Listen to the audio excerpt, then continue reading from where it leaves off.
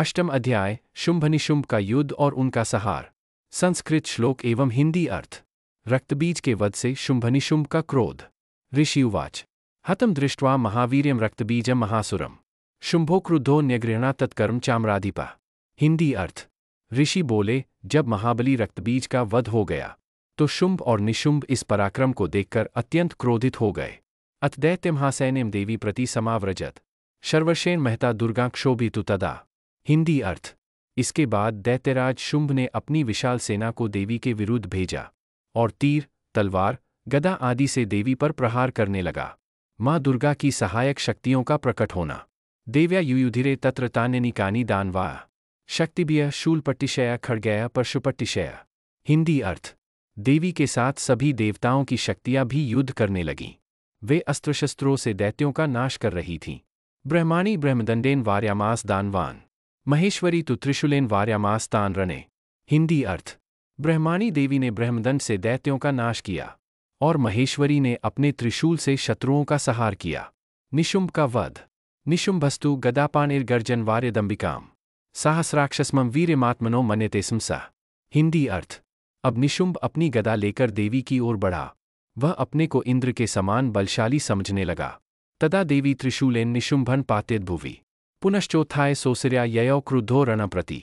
हिंदी अर्थ। तब माँ दुर्गा ने अपने त्रिशूल से निशुंभ को भूमि पर गिरा दिया, लेकिन वह फिर से उठकर क्रोधित होकर युद्ध के लिए आगे बढ़ा।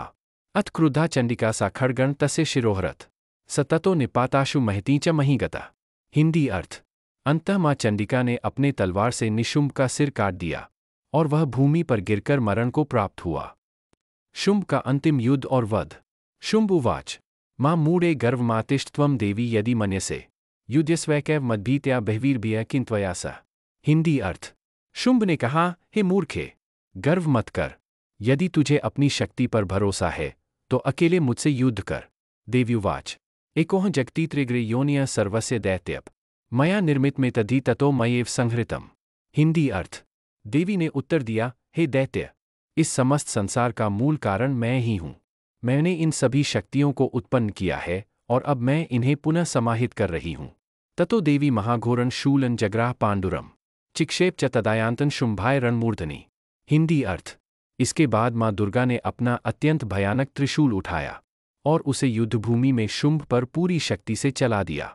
सतेन हक्षस्त्रेन पपात धरणीतले निनाद्यन महानादन सर्वदिग्विषयावृतम। हिंदी अर्थ।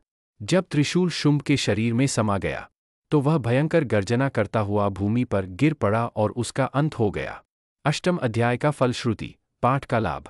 जो भक्त इस अध्याय का पाठ करता है उसे शत्रु भय से मुक्ति मिलती है, जीवन में सफलता और विजय प्राप्त होती है, किसी भी कठिन कार्य में शक्ति और साहस प्राप्त होता है, माँ दुर्गा की विशेष कृपा प्राप्त होती है।